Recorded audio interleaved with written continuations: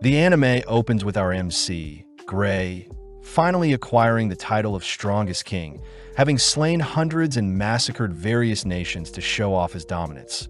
But he was always on edge and very lonely at the top.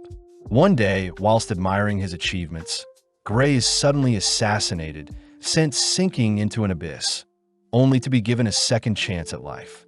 Being reborn before his new parents, Gray lays eyes on Alice Lewin and Reynold Lewin, sharing his mother's eyes, his father's hair, and bestowed the new name Arthur Lewin. Now in the body of a toddler, Arthur can't help but allow his new parents to take care of him, unable to control this new body of his. One day, Arthur witnesses his father Reynold empowering his fist with magic, only to shatter a boulder to impress Alice. When Reynold is injured from showing off, Alice showed that she was capable of healing magic, skills that never existed in Arthur's previous life. Heading into the nearby forest, Reynold dons his battle gear, only to enchant his body, allowing him to easily take down a bull attacking him. As Reynold heads home from his hunt, Arthur reasons he should learn more about this world as fast as possible, especially since people are allowed to own armor and weapons. Reynold admits he is quite beat up, seeing as it's been a while since he's gone hunting, but as Arthur admires his new comfy life, he remembers a time when people would attack him in his sleep, forcing Arthur to constantly stay on edge in his previous life. As some time passes by, we see Arthur able to crawl on his own, pleasing his parents as they watch Arthur adorably appear in front of a mirror. Being the first time he's seen his own reflection, Arthur admits he's still not used to his new life, but being placed asleep for his usual nap by Alice, Arthur waits until the coast is clear. Springing out of his crib, Arthur uses his bedding to slide onto the floor safely, quietly crawling past his mother, who is doing the dishes, only to enter the study room in his house. Taking out a book, Arthur gets to work learning about this new world, seeing as knowledge is power. Arthur reads that the continent where he resides is known as Dicathan and houses 3 kingdoms. First is the Darv Kingdom, the nation of dwarves that live underground. Next is the Elenwar Kingdom, home to elves that reside in the forest. Finally is the Sapin Kingdom, where humans live and is the most inhabited out of the 3 kingdoms. Arthur learns that the kingdom is also a monarchy like his previous world, but the throne seems to be inherited and not fought over, unlike in his previous life. Taking out another book, Arthur realizes his current world is quite undeveloped, reading that his current world runs on a power called magic, and magic uses mana to activate certain skills. Apparently, the ability to cast spells is hereditary, and only 1 in 100 people end up manifesting such powers that allow one to augment or conjure. Augmenting magic involves someone enhancing their body, ultimately boosting the caster's strength, defense, and agility, whereas conjuring magic is the projection of spells. Arthur does wonder what Alice's magic is, seeing as healing magic doesn't fit into either category. But Arthur hears that the key to controlling mana is dependent on one's mana core. Most spellcasters start casting spells from the start of puberty to their late teens, and it's the channeling of one's mana into their mana core that determines a mage's mastery over their magic. Arthur recognizes the concept to be similar to Ki, the power he used in his previous life to conjure internal power and manifest that internal power into external strength. Focusing in, Arthur begins searching for his mana core, preparing to pump it with mana. But suddenly Alice picks up Arthur, having been searching for him. Pausing, Alice suddenly notices something strange about Arthur. But upon further inspection, Alice realizes Arthur needs his nappy changed. Although Arthur is embarrassed, he states he'll continue to work hard. Moving forward in time 2 years, where we see Alice detailing Arthur's upbringing. Alice writes that Arthur is definitely a curious child, having never seen Arthur smile once since he was born. But as Alice glances outside, she sees Reynold teaching Arthur how to swing a sword. Instantly, Alice confronts Reynold, demanding to know why their 2-year-old child is practicing sword swings. But Arthur notes down that Alice is far scarier than Reynold himself. Taking Arthur into town, Alice notices Arthur enjoying walking around. But Arthur states he can use the time to visit stores and learn more about their nation's technology. Stopping in front of a store filled with crystals, Arthur watches the store clerk show off some fire magic, cutting to later that evening where Alice carries the sleepy Arthur home. Arthur is grateful that his parents are taking care of his every need, having never felt such warmth before, especially since Arthur was an orphan in his previous life, yearning to be part of a family like other kids his age. As Alice puts Arthur to sleep, she reveals that she knows Arthur frequently slips out of bed to read, happy to see that Arthur gets his curiosity from Reynold. But Alice wishes that Arthur would enjoy his youth whilst he still can.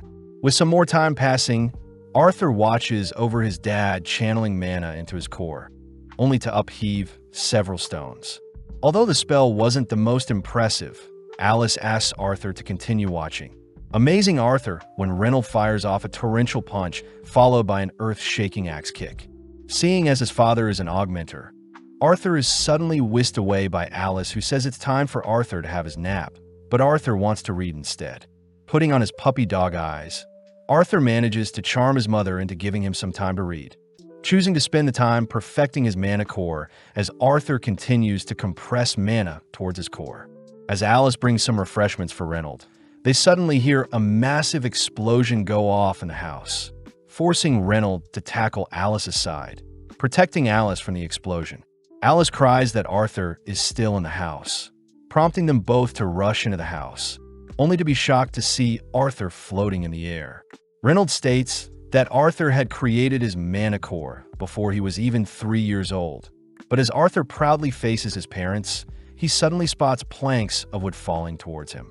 With Arthur attempting to leap out of the way, he's suddenly protected by his parents, who leap in front of the falling wood, surprising Arthur as he suddenly sees Alice and Reynold breaking into tears, both relieved that their baby boy is safe. Flashing back, Arthur remembers a time when he had humiliated his opponent in battle, but strangely enough, his opponent's parents still consoled their son. In the present, Arthur begins to feel an emotion he's never felt before, suddenly crying, as well as he wonders how much he's changed since living this new life. Flashing back, we see Arthur in his previous life, confronting a captured emissary for attempting to assassinate Arthur. Having failed, Arthur's council had declared that the emissary and his family will be banished and will all be punished. But out of nowhere, the emissary's wife and child called out to him. Seeing his loved ones present, the emissary had begged Arthur to spare his family and only punish him. But as the emissary pleads to Arthur, Arthur swiftly slays the emissary's wife and child, something Arthur considered quite reasonable, as he had spared the wife and child from future torture, unlike the traitorous emissary. In the present, we see Reynold asking Arthur if he would like to use the same gear as him, but Arthur is more interested in using a wooden sword to train. As Reynold agrees to spar Arthur with a wooden sword, Arthur rushes his father, both exchanging equal blows, but suddenly Arthur notices Reynold igniting his blade with magic. With a single glance, Arthur mimics the technique, this time slowly pushing Reynold back as the duel ends with Arthur's victory, having decimated Reynold's blade only to grin from ear to ear at his accomplishment. Entering the house, Arthur hears Reynold suggesting to Alice that they get Arthur a teacher, seeing as Arthur is clearly a gifted child, but Alice states that she can teach Arthur magic. Sadly, Reynold says Alice's magic is unconventional. Plus, Reynold points out that Arthur at the age of 4 was able to cut through his reinforced blade like it was nothing. Although Alice is amazed at his son's power, she still refuses to allow Arthur to be sent away, infuriating Reynold. Reynold states that Arthur can truly grow up to be someone amazing if his talents were honed, but Alice stands firm, stating that their little boy shouldn't leave their parents' side at such a young age.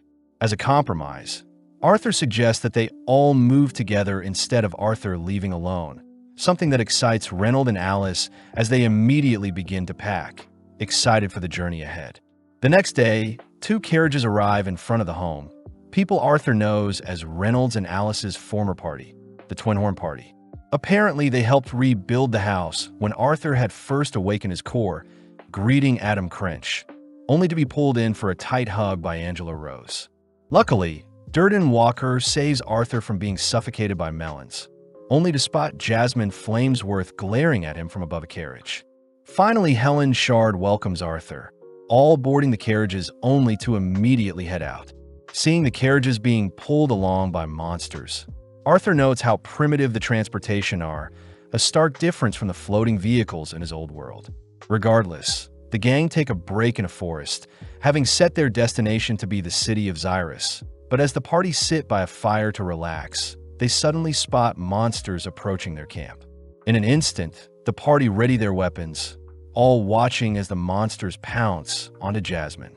In mere moments, Jasmine spearheads the counterattack by carving through the monsters, only for Adam and Reynold to back her up, leaving Helen to snipe them from afar with her bow. Arthur notes how Jasmine, Adam, Reynold, and Helen are all augmenters, but Durden and Angela are conjurers, having assisted with spells, something that inspires Arthur to grow stronger. As night falls, the gang feast on the monster corpses, all stuffing themselves full only for Alice to notice Reynold is still injured. Interestingly enough, the party chooses to stand guard, all whilst Alice begins healing Reynold. But Arthur hears that Alice is considered an emitter mage with healing magic. Apparently, emitters with healing magic are very rare, explaining why the party members are very protective of Alice. Plus, it explains why Alice and Reynold were living in the countryside where not many people could uncover and target Alice for her powers. With Alice finishing up patching up Reynold, Adam asks for permission to spar Arthur for a bit, all watching as Adam retrieves his wrapped spear, exciting the onlookers. Arthur wonders how he'll compare to a trained fighter like Adam, but as the duel starts, both Adam and Arthur ignite their weapons. But surprisingly, Arthur chooses to physically enhance his legs as well. Rushing Adam, Arthur appears in front of Adam, but before Adam can react, Arthur blinks behind Adam, accidentally slipping as he's not used to his body. When Adam turns to clash weapons with Arthur, Adam's strength blows Arthur back and knocks his blade out of his hand, but luckily Angela steps in to catch Arthur from falling, ending the duel in Adam's favor. The gang all scold Adam for attacking Arthur with his full strength, but Adam states he was frightened at Arthur's monstrous speed. As Arthur catches his breath, he suddenly notices Jasmine has snuck up on him, asking to know how Arthur reinforced his feet and enchanted his blade at the same time. Seeing as Jasmine won't back down, we cut forward in time where the gang are proceeding as planned, all making sure to stop for breaks, where we see Adam giving Arthur pointers on how to fight. As for the others, Reynold is seen doing push-ups with Arthur, only for Helen to give Arthur private lessons on how to fire a bow. Finally, Jasmine is seen racing Arthur to test their speeds. That night, Arthur is seen reading a book, but gets weirded out seeing Jasmine watching him. As time passes by, Arthur notes how caring Jasmine has been towards him, even giving Arthur a birthday present as a thanks for all Arthur has taught her.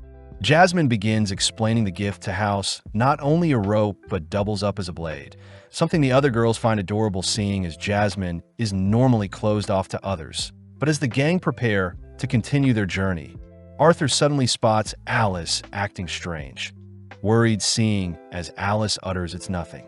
As the gang ride their carriages through some mountainous terrain, their carriages are suddenly halted by some bandits. With several arrows stopping their escape, Adam and Durden rush to scout the area, but they realize they're completely surrounded. The leader of the bandits orders for the capture of Alice and Arthur, but the others can be slaughtered, something that disgusts Arthur. As the bandits start their attack, we see several men sliding down from the mountain, only to be met by a massive fireball from Durden that stalls the attackers. Next, Reynold tries carving through as many bandits as possible, but fails to spot an attacker sneaking up from behind.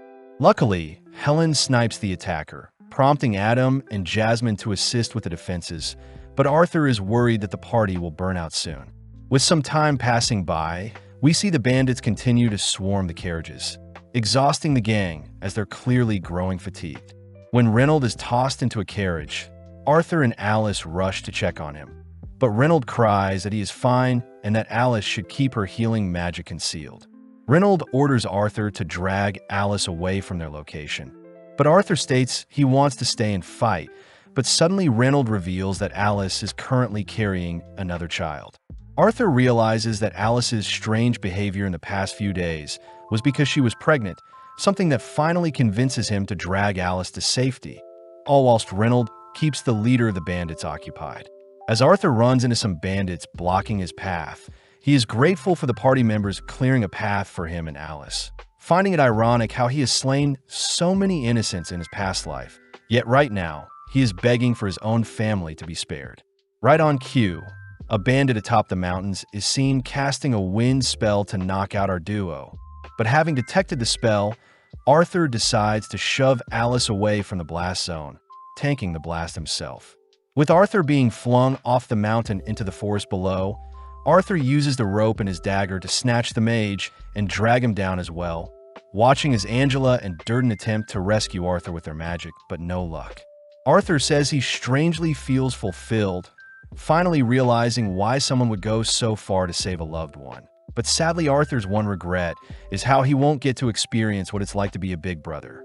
Deep in the forest below the mountain, we see Arthur awaken in a mist-filled terrain, surprised he had survived, but horrifically Arthur is greeted by a disturbing monster. Having moved over into a cave, Arthur and the creature stare at each other. But as Arthur rushes to attack the monster, it waves off Arthur's attacks. The monster says it isn't here to hurt Arthur, surprising Arthur seeing as it knows his name. But out of nowhere, the monster heads over to some fruits growing in the cave, carefully plucking them for Arthur to eat. Arthur is confused at what is happening, but having survived the fall barely, Arthur's wounds finally catch up to him and he begins to bawl crying. The monster orders Arthur to eat and recover, something Arthur happily does as the monster watches Arthur adorably stuff his face, promising to answer any questions afterwards. Arthur starts by asking if the monster knows how his parents are doing, prompting the monster to reveal that they're locked in place. But using a magic spell, the monster shows the aftermath of the bandits' attack, happy to report that the Twin Horn party had successfully fended off the attackers, and it's been several days since they left the scene. Hearing the good news, Arthur can't help but shed tears of joy, hearing that the monster before him is called Sylvia. Cutting elsewhere, we see two mysterious figures speaking to each other near a blue lake, only to cut back to Arthur, who continues to recover in the cave alongside Sylvia, lovingly feeding and watching over Arthur as he sleeps. Although Arthur is recovering as the time passes, Arthur had heard from Sylvia that they're currently located on the edge of the Elshire Forest, where dangerous animals and outlaws roam the land. Sylvia does offer to create a breach in space to help Arthur bypass the danger.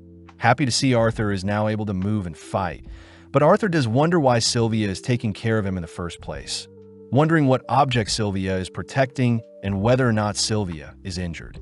As Arthur continues to train, he takes some time to further develop his mana core, impressing Sylvia as she shows off a spell.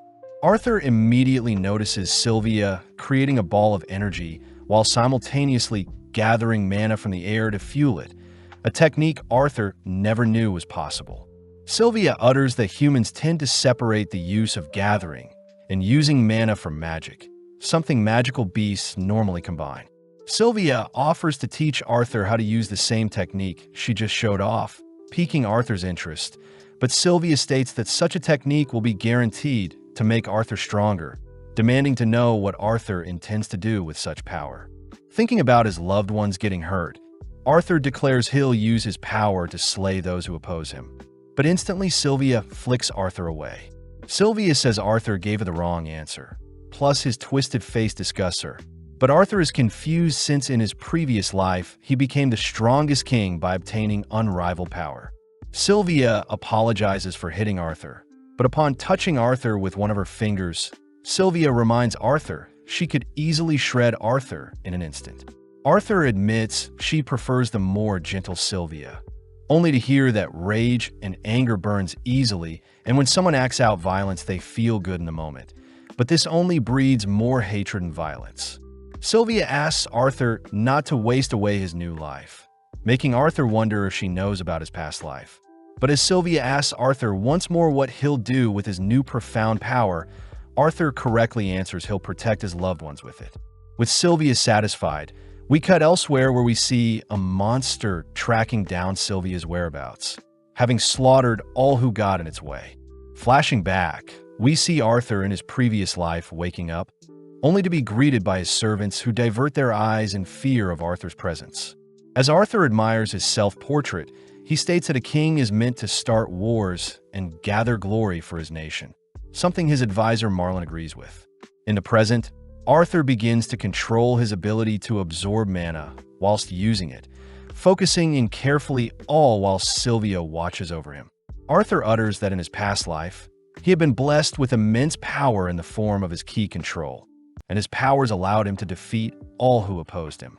Having calmed himself, Arthur manages to find the perfect balance between the opposing techniques, perfectly controlling his input and output, only to excitedly test out his new body. As Arthur runs over to show Sylvia, Sylvia suddenly smacks Arthur aside, asking Arthur to keep quiet and hide. From the darkness, the monster tracking Sylvia appears in the cave, confusing Arthur as the creature looks exactly like Sylvia. The monster says it found Sylvia by following her blood trail, demanding that Sylvia come with it. But when Sylvia refuses, the monster fires off a dark projectile that Sylvia is barely able to block. Falling to her knees, Sylvia is clearly very weak, reminded by the monster that she has little time to live. Before Arthur can intervene, Sylvia reassures Arthur she is fine, making use of the remainder of her life force to transform into a pure white dragon. As Sylvia fires off a beam attack, the monster swiftly defends, retaliating with several projectiles of its own, ultimately massacring the surrounding cave. But Sylvia is more focused on ensuring Arthur is not hurt. Seeing the monster charging up a devastating attack, Sylvia has no choice but to activate her trump card, suddenly freezing time before the monster's attack can reach her. With only Sylvia and Arthur unaffected, Sylvia reveals her draconic status to Arthur, quickly opening up a rift in space to help Arthur escape. Sylvia confirms that Arthur will use his newfound powers to protect the weak, but Arthur can't help but notice Sylvia all bloodied from her battle. Depressed, he is powerless to help her. Sylvia does choose to give Arthur some parting gifts, starting off by handing an egg wrapped in her feather, asking Arthur to take good care of it. Next, Sylvia marks Arthur with some strange symbols that run up both of his arms, stating that everything will make sense in due time. Seeing as it's time to say goodbye, Sylvia apologizes, seeing as she could have sent Arthur away from the very beginning. But Sylvia wanted to spend time with Arthur and watch him grow, something that makes Arthur tremble seeing as he can't protect Sylvia. Sylvia says this departure was destined to happen, prompting Arthur to cry out that he considers Sylvia his family, just like a grandmother figure, something that hits deep with Sylvia. Unable to hold open the rift any longer, Sylvia nudges Arthur through the portal. But before Arthur can change his mind, Sylvia closes the gate to ensure Arthur is safe. Now alone with the creature, Sylvia unfreezes time, allowing the devastating attack to land, sending her to the ground. The monster states that the attack shouldn't be lethal, heading over to inspect Sylvia's body. But out of nowhere, Sylvia unleashes another point-blank beam attack that manages to eradicate the surrounding area. Back with Arthur, he's seen traveling through a strange space, reminded by Sylvia's voice to live a fulfilling life and not stray down a hatred-filled path like in his previous life, something that catches Arthur off guard. Hearing Sylvia address him by his former title of King Grey, we cut forward in time where Arthur has successfully escaped the cave, swearing to uphold his promises to Sylvia, but suddenly Arthur detects a presence nearby. Immediately enchanting his legs, Arthur leaps into the trees to get a better view of the people nearby, all whilst remembering to care for his egg. Having made it to the source of the sound, Arthur notices a carriage of bandits restraining an elf girl, watching as the men plan on selling the elf as a slave to earn a fortune.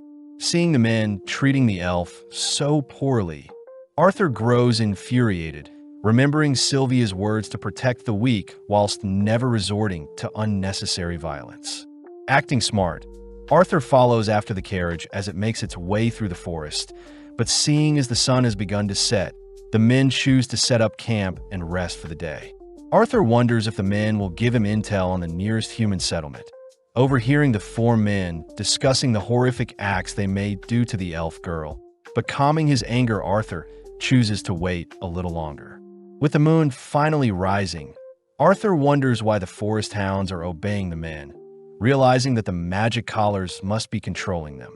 Arthur starts by tossing some acorns at the forest hounds, causing the beast to cry out, but this forces one of the four men to hurry and shush the hounds, fearing their howls will attract other magic beasts. Seeing the man distracted, Arthur equips a magic dagger, instantly appearing behind the man only to silence him. Borrowing the man's blade, Arthur hears a second man approaching, swiftly dispatching him with a neck slice. Seeing as the third man has arrived as well, Arthur makes quick work of him by slashing at his legs. But before he can finish the man off, the fourth man appears, excited to have encountered another mage. The fourth man starts off by empowering his fist, catching Arthur's attention as the man blitzes towards him, smashing the ground beneath Arthur. Although Arthur was able to dodge, Arthur fails to land a single strike on the man, attempting to catch him off guard by tossing out his dagger whilst holding onto the string built into it. But the man easily catches the dagger. Pumped up, the man rushes Arthur with his own dagger, mixing things up by kicking Arthur to surprise him. Seeing Arthur battered up, the man picks Arthur up to inspect his worth, but Arthur takes the chance to set the man's leg on fire. Pissed, the man states he'll simply sell Arthur's corpse, but having been distracted, Arthur manages to retrieve his dagger only to plunge it deep into the fourth man's skull. With only the third man remaining, Arthur ignores his pleas to be spared, wrapping up his fourth kill only to head towards the captured elf. Arthur notices something familiar about the elf girl before him, but having set her free, Arthur takes her outside, telling her she can go home now. The elf girl is worried about Arthur's wounds, but this reminds Arthur that he has never hung out with another kid his age, quickly covering up the corpses of the men as he reasons kids shouldn't be seeing such things. Arthur reassures the elf girl that she is free to go, but before Arthur can leave with the loot he's obtained, the elf grabs a hold of Arthur, unable to tell him she is scared. Arthur utters that he needs to get back to his family, only to hear that the elf before him needs help getting back home, having gotten lost whilst hunting for bugs. Remembering his past life of being isolated and alone as a kid, Arthur agrees to help the elf, but the elf cries they should free the hounds before they leave. Arthur fears that the hounds will go wild once set free, but the elf reassures Arthur that magic beasts are an elf's best friend, pleasantly surprising Arthur when he sees the hounds peacefully leave once set free. Starting their journey together, Arthur learns the elf's name to be Tesha Aerolith, both choosing to take breaks occasionally only for Arthur to feed Tesha to ensure she isn't hungry. Tesha is a little disgusted at the meat soup Arthur made, but Tesha asks why Arthur is currently in the Elshire Forest. Arthur reveals he was separated from his parents, hearing that in Elenoir, the land of the elves, Tesha's parents are normally busy, so Tesha spends time mainly with her grandparents and caretakers. With the journey being longer than expected, Arthur notices some bugs floating around Tesha, hearing that the bugs are what elves use to help mark paths in Elenoir. As the two continue on their path, Tesha says she'll start training with her assigned master once her mana awakens, surprising Arthur as there doesn't seem to be a school system Tesha has to take. Along their path, Arthur takes note of a strange forest hound following them. But as our duo set up camp for the night, they suddenly hear a hound cry throughout the forest. Arthur tells Tesha to rest whilst he stands guard, taking the time alone to inspect the egg Sylvia had given him. Just then, Tesha offers to share her tent with Arthur, but Arthur reassures Tesha he isn't tired, ultimately giving in as Tesha is afraid to be all alone in the tent. As Arthur sits guard, Tesha prepares to sleep, but she takes the chance to call Arthur a pervert, having heard stories of humans with multiple wives. Arthur cries that only aristocrats and nobles would have multiple wives, finally shutting Tesha up as she collapses from exhaustion. With our duo both falling asleep, they awaken the next day, climbing up a waterfall only to help each other pass a lake. Arthur says he still wants to reunite with his family quickly, but out of nowhere Arthur's mana core begins to pulsate, causing immense pain to Arthur. Unable to move, Arthur rests whilst Tesha searches for some herbs, but surprisingly one of the forest hounds they saved has brought a boar to repay Arthur for setting them free. That night, our duo feast on the delectable boar meat, prompting Tesha to feed Arthur some mushrooms she's picked, but this only gives Arthur another stomachache. Settling in for the night, Arthur fights to stay awake, all whilst Tesha recounts tales she heard about humans and dwarves. But as Arthur has fallen asleep first, Tesha heads to bed as well. The next day, Arthur continues to suppress his pain, reassuring Tesha that they've almost arrived in her homeland. But Tesha asks if she can call Arthur Art, especially since they've grown quite close. Since they're friends, Arthur takes the chance to tease Tesha, but noticing a spark in a nearby tree, Arthur realizes they've reached Tesha's home. As our duo head through the tree's gate, they're suddenly teleported to a different location, but out of nowhere, several elven warriors surround Arthur and restrain him, all whilst Tesha watches on. As the guards pin Arthur to the floor, they accuse Arthur of following and taking advantage of Tesha to infiltrate their home. But as Arthur looks to Tesha to clear things up, she coldly glares at him. Arthur realizes he should have never trusted others, wondering if Tesha's innocent girl act was all a ploy to use him, remembering back when he had to slay those closest to him to survive. When the elven guards order for Arthur to be put down, Tesha comes to her senses, rushing to ask the guards to let Arthur go. Seeing Tesha infatuated by Arthur, the guards grow more infuriated at Arthur, but suddenly a voice calls for the guards to stand down. With a green light appearing out of nowhere, an elder-looking elf appears, demanding the guards stand down, allowing Tesha to apologize to Arthur for his brutal treatment. Tesha reveals that the elder before them is her grandpa, the former ruler of the Elenwar kingdom, Virion Aerolith. Virion personally thanks Arthur for returning Tesha to their home, especially since Tesha is the princess of Elenier, something Arthur could have never imagined. Tesha apologizes since she didn't tell Arthur her true status, but suddenly Tesha's parents, King Alduin and Queen Muriel appear, glad Tesha is safe. Alduin demands to know why there is a filthy human in the kingdom, ordering for Arthur to be arrested, but Virion and Tesha vouch for Arthur, stating that he should be rewarded since he rescued a princess. As Tesha prepares to take Arthur to their castle, Virion whispers he'll have a chat with Arthur later, but Arthur can't help but detect Virion's overwhelming aura. Tesha begins escorting Arthur through town, amazing Arthur as he sees various homes plastered amongst the surrounding trees, but sadly a crowd has formed, all glaring at the human boy. Arthur utters that in the past elves and humans weren't the fondest of each other, something that shows as there is clear prejudice against him. But Arthur wonders why Tesha is so accepting of him. Arthur still can't shake off that glare from earlier Tesha gave him, but at the same time Arthur still feels his core throbbing in pain, declaring he'll hold out until everything is over. Having arrived at Tesha's massive mansion, Tesha greets her maids asking that Arthur be treated kindly during his stay, but seeing as the mood is quite sour, Arthur asks if he can explain how they got here. As Tesha and her family gather, Arthur prepares to recount his tales while standing, but Arthur is suddenly asked to sit with everyone, ultimately served some snacks and tea, as asked by Tesha herself. Finally getting down to business, Alduin introduces himself along with Muriel his wife and Virion the former king, prompting Arthur to humbly utter he is from a small town in the Sapin kingdom, remembering to be respectful since he is technically standing before royalty. Alduin is impressed by Arthur's mature attitude, agreeing to listen to how Arthur was separated from his family, choosing to leave out parts regarding Sylvia, only to explain his encounter with the men who attacked Tesha. Immediately, Alduin gets pissed hearing that human traffickers tried capturing his daughter, but Virion is more curious as to how Arthur freed Tesha. Arthur states he simply defeated the traffickers with his magecraft, something that piques Alduin's interest, but the guards nearby refuse to believe a mere child defeated adults, accusing Arthur of lying once more to infiltrate their kingdom. Virion warns his men to back off, followed by Tesha crying that Arthur is telling the truth, but luckily Muriel embraces Tesha, lightening up the mood. Alduin says he believes Arthur, prompting Arthur to ask for his freedom as he needs help reuniting with his family.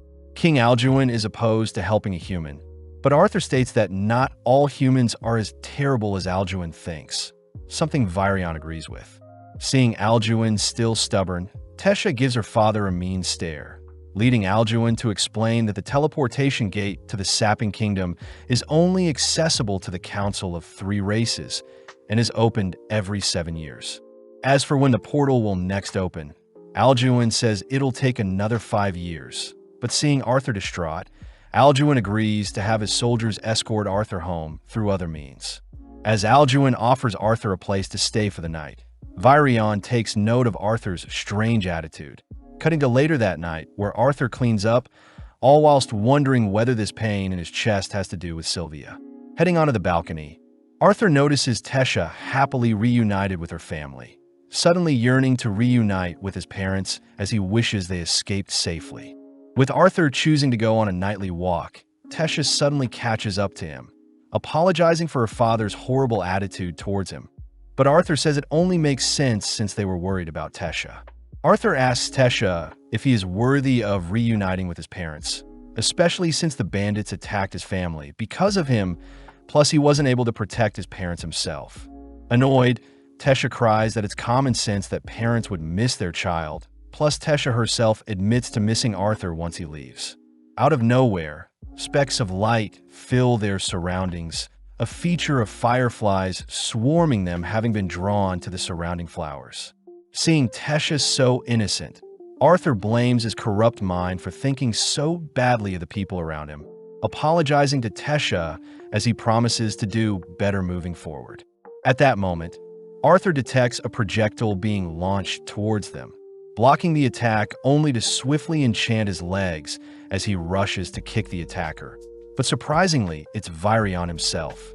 Arthur demands to know why he was being attacked, but Virion utters the projectile was only an optical illusion, declaring that Arthur truly is a capable fighter and his story now makes more sense. Before Tesha can scold her grandpa, Virion says he is quite interested in Arthur's skills, choosing to move Tesha aside as he tosses Arthur a wooden sword. Understanding the situation, Arthur bolts towards Virion, keeping his movements short and concise. But Virion manages to evade each of Arthur's slashes, even after he's enchanted his movements. Choosing to speed up, Arthur's blade clashes with Virion's palm, suddenly shattering the wooden sword as a fragment flies towards Tesha. Reacting fast enough, Arthur throws the remainder of his sword to deflect the projectile, only to resume their fight as both Arthur and Virion both ignite their fist, suddenly clashing with raw strength. Arthur is reminded of clashing with a powerful beast in his past, but as Arthur is blown back by Virion's sheer strength, he quickly recovers, only to rush towards Virion once more, managing to tag Virion's forehead. Virion is amazed Arthur won their duel, but before Virion can announce their second round, Tesha cries for Virion to stop, prompting Virion to offer Arthur to be his apprentice. Arthur states that he can't since he still needs to reunite with his parents. But Virion wonders if Arthur will accept his proposal if his parents know Arthur is fine and well. Before Arthur can ask more, he suddenly collapses onto his knees, clenching onto his chest. Virion says he had suspected Arthur is in possession of a beast will, and only Virion himself can help Arthur from dying, but only if Arthur becomes his apprentice.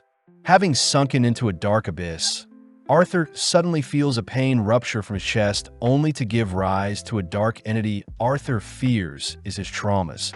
But before Arthur can be consumed by his dark thoughts, he is awoken by Tesha. Arthur is relieved it was only a nightmare, annoying Tesha as she says Virion is waiting for Arthur, but rolling out of bed Arthur begins to get changed. Tesha hears that Arthur may be staying with them for a little while longer, but Arthur teases Tesha by calling her princess, asking her to leave so he can change. As the duo head outside, they notice Alduin and Muriel, reminding Virion that humans aren't allowed to live amongst elves as it goes against tradition. But Virion says he's taken a liking to Arthur. As Virion boards a carriage, Tesha tries arguing with her father, but Virion hurries our duo into the carriage as well, all traveling off to visit a friend of Virion's. Viren is amused seeing as Arthur has begun to call him Gramps, but seeing as Tesha has fallen asleep, Virion reveals that Tesha had intentionally woken up early to follow Arthur. Viren feels sorry for Tesha, seeing as she is the sole heir to the throne and hence has been quite lonely.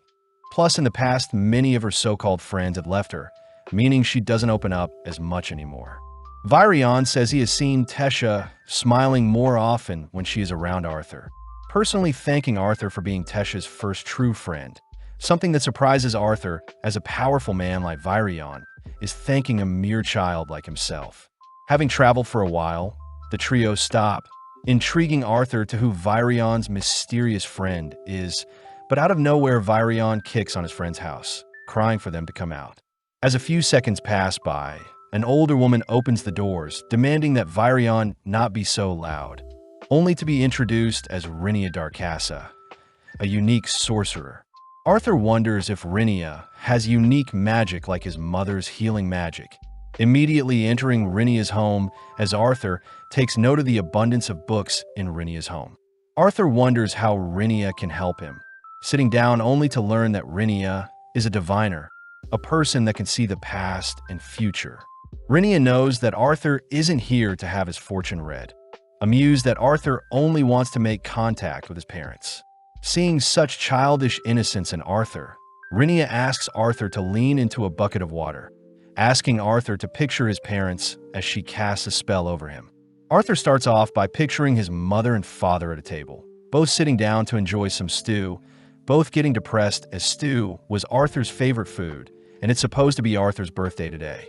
Apparently, after the bandits were defeated, the Twin Horn Party had no choice but to stop Reynold and Alice from chasing after Arthur, forced to board their carriage and continue on their journey.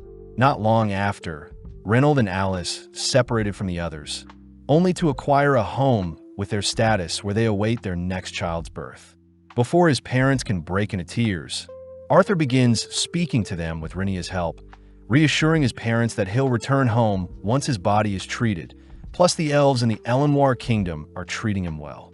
Since Virion fulfilled his end of the bargain, Arthur declares he'll be Virion's apprentice moving forward. But as they all head home, Alduin still questions if a human boy should be amongst elves.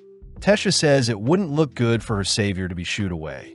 Plus, Virion himself says he'll take responsibility for anything that happens moving forwards. Having finally changed their minds, both Alduin and Muriel accept Arthur as a friend, something Arthur realizes is thanks to both Tesha and Virion's convincing. To celebrate, Tesha takes Arthur into town, impressing Arthur as it is his first time seeing elven vendors. As Tesha drags Arthur toward the sweet stand, Arthur accidentally bumps into an elven kid. But when he turns to apologize, the elven kid along with their friends begin mocking Arthur for being a human. Arthur is not fazed at all by the kid's insults. Noticing Ferith Ivsar II attempting to escort Tesha away from him, Arthur begins to scheme, first intentionally calling Ferith by the wrong name. With Ferith now agitated, Arthur excuses himself from the situation, something Tesha praises Arthur for doing, but refusing to be embarrassed, Ferith challenges Arthur to a duel. Tesha reminds Ferith that a duel isn't something to be taken so lightly, but Ferith says he is simply defending his honor, something that confuses Arthur as he wonders what is so important about a duel. Seeing as a crowd has formed, Arthur has no choice but to accept, leaving Tesha to officiate the duel.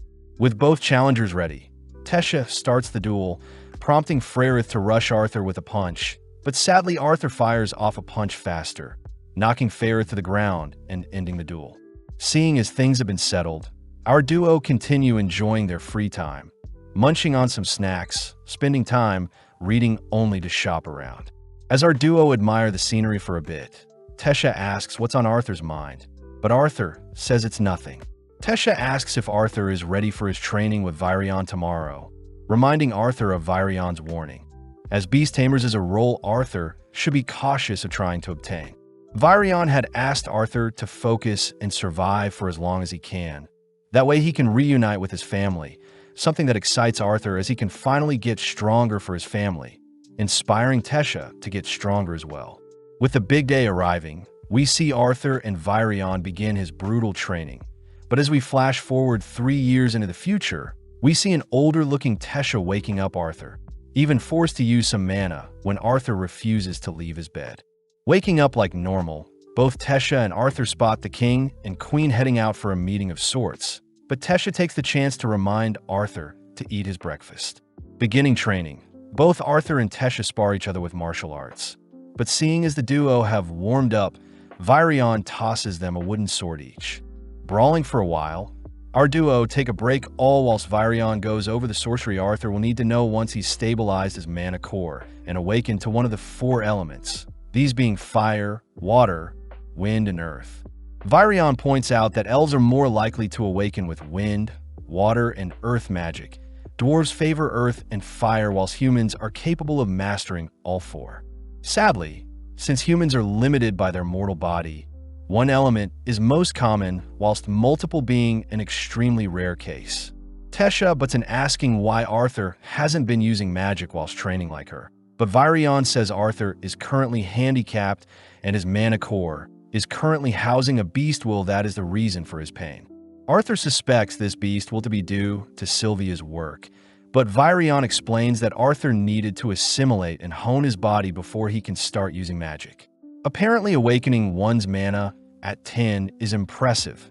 As for Tesha herself, she gained her powers at 9 and ever since has been sparring Arthur with her enhanced attacks. Seeing as Arthur is finally ready, Virion declares it's time to awaken the beast within Arthur and set him free from the pain that's been plaguing him. As they gather around Arthur, Virion starts off by igniting his palm, declaring that they'll heat up Arthur's core first. As Virion strikes Arthur's chest with his palm, a surge of power begins to flow through Arthur, briefly revealing a strange marking that erupts from Arthur's chest. With the surroundings all being blown back, Virion is horrified to have discovered something, watching as Arthur suddenly faints.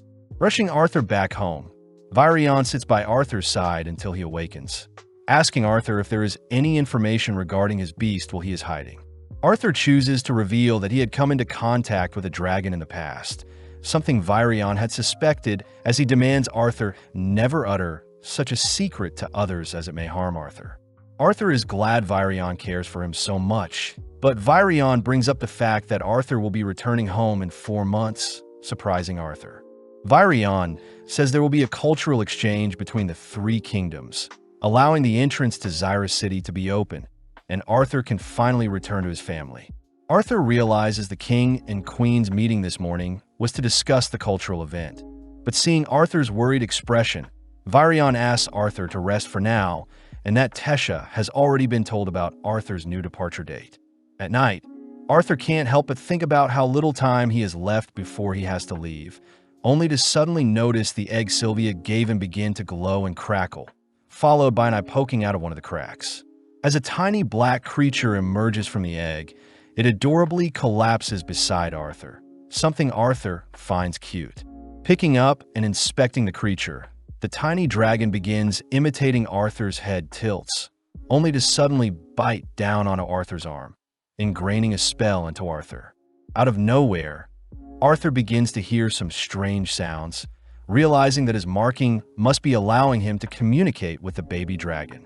Seeing as he needs to name his new pet, Arthur decides to give the dragon the name of Sylvie based on its mother Sylvia. But seeing as his 8-year-old body is still in need of rest after such a hectic day, both Arthur and Sylvie knock out for the night. The next morning, Tesha wakes up early to get Arthur out of bed, but upon ripping away Arthur's bed sheets, she uncovers the adorable baby dragon sleeping beside Arthur. Tesha immediately takes a liking to Sylvie, but as the trio head through the forest, Sylvie is clearly frightened by the attention Tesha is giving it. Arthur shows off his new pet to Virion, something that almost gives Virion a heart attack, but Virion reasons that Sylvie spawning is most likely due to Arthur fully assimilating with his beast will. Arthur is worried that Sylvie's identity as a dragon will be discovered, but Virion reassures Arthur that he could simply say Sylvie is a rare mana beast to protect her identity. Moving on to his training, Virion says Arthur needs to learn how to control both his beast core and mana core simultaneously, something that intrigues Arthur. Virion begins by infusing his body with mana, suddenly allowing his wind magic to consume him as the surrounding mana begins to be converted into wind as Virion's body becomes cloaked in darkness. a feature of Virion's true strength. In the blink of an eye, Virion's single step transports him into Arthur's blind spot, a power Arthur could have never imagined Virion was hiding, and is something that forces Arthur to surrender. As Virion unsheathes his stealth, he reveals that his beast will Shadow Panther allows him to move as fast as the wind whilst neutralizing sound, a feature of advanced sorcery. Virion admits that such a technique is quite tiring, but having had enough fun, Virion hands Arthur a sword, stating that they'll slowly have to work up to more advanced techniques. With 4 days passing, Arthur begins to get used to his new powers, even managing to match Virion's shadow form. But most importantly, Arthur spends his remaining time alongside Tesha herself. Moving forward in time, the town seems to be holding a celebration, but when we follow Arthur, he seems to be apologizing to Tesha for angering her. During the festival, Arthur bumps into Faerith, barely remembering him as the elven boy he beat in a duel, but as their reunion ends with Faerith losing once more to Arthur, Arthur offers to be friends with Faerith. Surprisingly, Faerith shyly accepts, only to reveal that he'll be attending the gathering between the three kingdoms. Arthur wonders if Tesha herself will be going, but Faerith states that the fragile Tesha shouldn't be forced to attend, annoying Tesha as she pummels Faerith as well. Fleeing the scene, Arthur scolds Tesha for flipping out, but Tesha says she is just sad she won't be at the ceremony when Arthur leaves. As Tesha runs off, we cut to later that night, where she is all alone, but out of nowhere, several fireflies enter her room. Revealed to be Arthur's doing, Arthur asks Tesha if she would like to join him for a nightly stroll through the woods, exciting Tesha. Revisiting the memories of when they first met, our duo run into the magic beast they freed, only to set up a campfire under the starry night sky. Arthur notices Tesha slowly drifting asleep, choosing to tease Tesha as she is still afraid of ghosts. Chatting, Arthur says he's never visited the human kingdom before, hearing Tesha ask Arthur why he doesn't just stay in the elven kingdom with her. But before he can reply, Tesha falls asleep. With the big day arriving, Arthur gathers his gear, only to be greeted by the townsfolk for a final goodbye. Virion starts by handing Arthur a compass, an item with the Aerolith family seal, to help Arthur if he ever wants to return. Arthur asks where Tesha is, but it seems no one knows, prompting Arthur along with Faerith and his two friends to join Arthur as they prepare to step through the portal. Right on cue, Tesha is seen crying out to Arthur, rushing towards him only to trip. As Arthur dashes to Tesha's side, Tesha stutters over her words, but Arthur simply pulls Tesha in for a hug, stating that he'll miss her as they both begin to cry. As the chosen kids head through the portal, they appear in the floating city of Xyrus, where Arthur soon departs from Faerith and the others, making his way back to his parents' home. Having been dreaming of the moment for the past few years, Arthur knocks on his parents' home, only to be greeted by Eleanor. But not long after, both Reynold and Alice rush to greet their visitor, something that makes Arthur teary-eyed as he is finally reunited with his parents. Completely speechless, both Reynold and Alice are in disbelief, rushing to embrace Arthur only for Eleanor to ask who the boy in front of her is. Arthur remembers that Alice was pregnant when they were attacked, slowly kneeling down only to introduce himself as Eleanor's big brother. Heading inside, Alice asks about Arthur's mysterious illness, glad to hear Arthur's as things cleared up. Seeing Eleanor off to the side, Alice calls for Eleanor to chat with Arthur, but surprisingly Sylvie leaps into Eleanor's arms. Arthur decides to go over his entire journey from when he was separated from the Twin Horn Party, but chooses to leave out his encounter with Sylvia, instead uttering that he was lucky to have survived his fall only to run into Tesha. Arthur's parents are amazed Arthur was allowed to stay in the Elenoir Kingdom and had trained to stabilize his core there, but Arthur does feel bad for lying to his parents, reasoning he should get stronger before he tells them the entire truth. Reynold asks to know what the small pet Arthur is carrying around, hearing that Arthur had stumbled onto it during his journey and is a mana beast he had tamed. Reynold and Alice are just relieved Arthur made it back in one piece, but Reynold gets curious at how strong Arthur has gotten, revealing that Reynold himself had gotten a job at the Helsty auction house and is the instructor for their security team. Arthur wonders what level Reynold's mana core is at, hearing that Reynold reached deep orange 2 years ago. Apparently, mana cores ascend in colors based on their strengths, starting from black, red, orange, and yellow being the lower levels, while silver and white being the higher ones. Each color has 3 stages, these being deep, standard, and light. And seeing as Arthur is light red, he is actually very close to Reynold's deep orange. Reynold is a little annoyed that his son is almost surpassing him, suddenly scolded by Alice when Reynold asks Arthur to spar him. But out of nowhere, Vincent Helstia barges into the room asking to see if Reynold's son is alive. Reynold introduces Vincent as his boss and the owner of the auction house, prompting Arthur to greet Vincent and his wife Tabitha, surprising the duo as they see Arthur is well-mannered. Vincent chooses to introduce his daughter Lilia to Arthur, but upon seeing Sylvie's adorable form, Lilia breaks out of her shy shell and asks to pet Sylvie. Reynold says Vincent and his family arrived just in time, uttering that Arthur and himself will be sparring, all heading outside only for the boys to begin stretching. Vincent asks Alice if Arthur's mana core is truly light red, but Alice confirms that Arthur had always been a fast learner. But as the adults chat, Eleanor and Lilia play with Sylvie. Arthur knows that even prodigies around 11 and 12 years old that enter Xyrus Academy struggle to reach a deep red core. So Arthur reasons he should keep his progress moving forward more tame to avoid any unwanted attention. As the boys' duel starts, both Reynold and Arthur match each other's speed, exchanging punches and kicks, but Reynold mocks Arthur's punches. Arthur chooses to leap into the air, throwing out an aerial kick only to speed up his attacks, but Reynold is still able to read and counter each strike. Reynold admits that Arthur has definitely grown since they've last fought, but choosing to get serious, Reynold infuses his fist with fire magic. Arthur remembers that sorcerers can feel out which magic element suits them the best before ever engaging in combat. But augmenters like Reynold take much longer to master an element, and it's normally their fighting experience that reigns supreme in battle. With Reynold now rushing Arthur, Arthur is reminded of the key systems similar to mana in his previous life, all whilst barely able to evade Reynold's advances.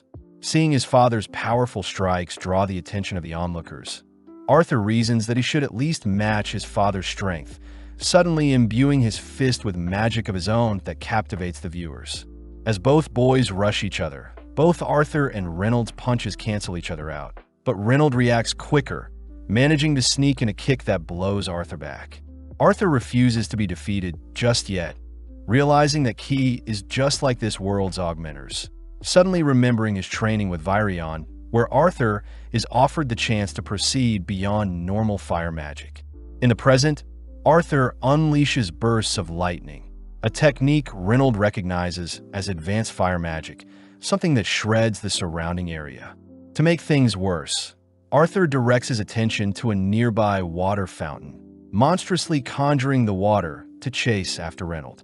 Luckily, Arthur chooses to halt the water just before it smashes into Reynold, gaining huge praise from Reynold as he's proud his son is so gifted.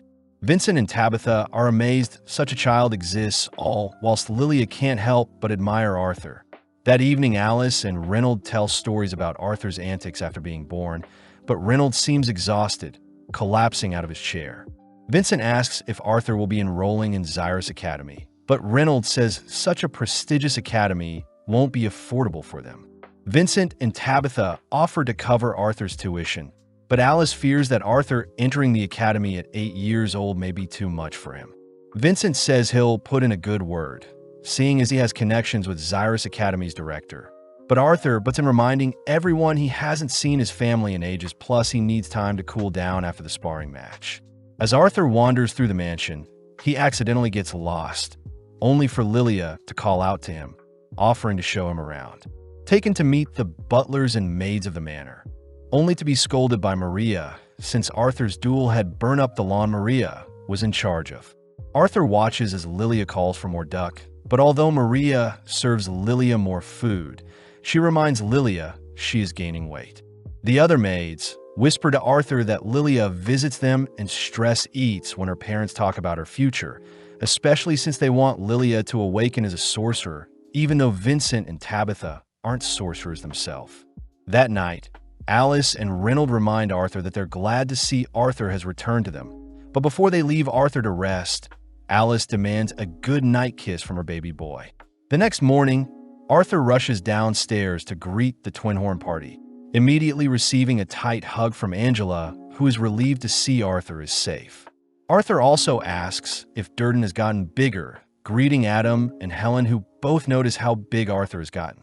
Surprisingly, Jasmine is seen inspecting Arthur's body, swiftly embracing him as she apologizes for not doing more to protect him.